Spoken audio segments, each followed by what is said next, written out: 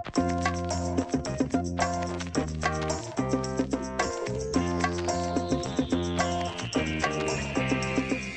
it's Isabel from thedietsolutionprogram.com, and today I'm going to tell you something very, very shocking, and that is that saturated fat is not the cause of heart disease.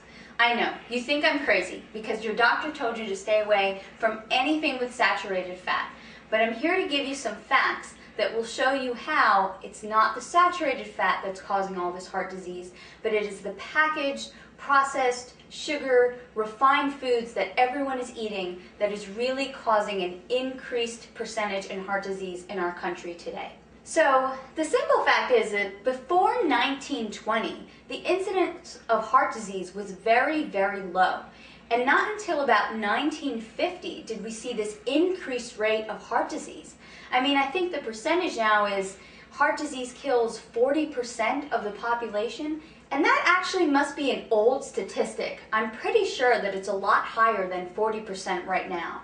So what happened between 1920 and 1950 that caused this increase in heart disease? Now, if the truth is that saturated fat is what's causing heart disease, we would assume that people now eat more saturated fat during that time. But actually, I have some interesting facts that came straight out of Sally Fallon's great book, Nourishing Traditions. And this is what she writes. During the 60-year period from 1910 to 1970, the proportion of traditional animal fat in the American diet declined from 83% to 62%.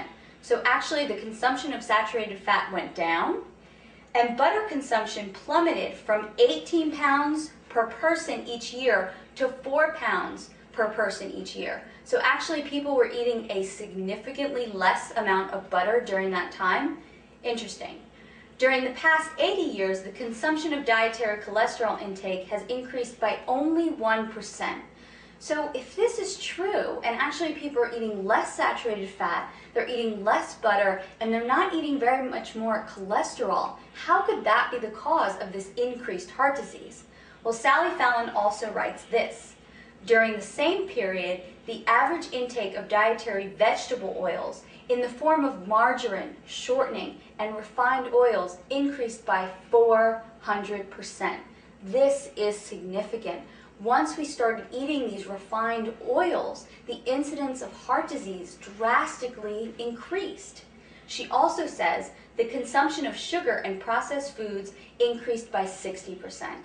And I truly believe this is only one piece of the research.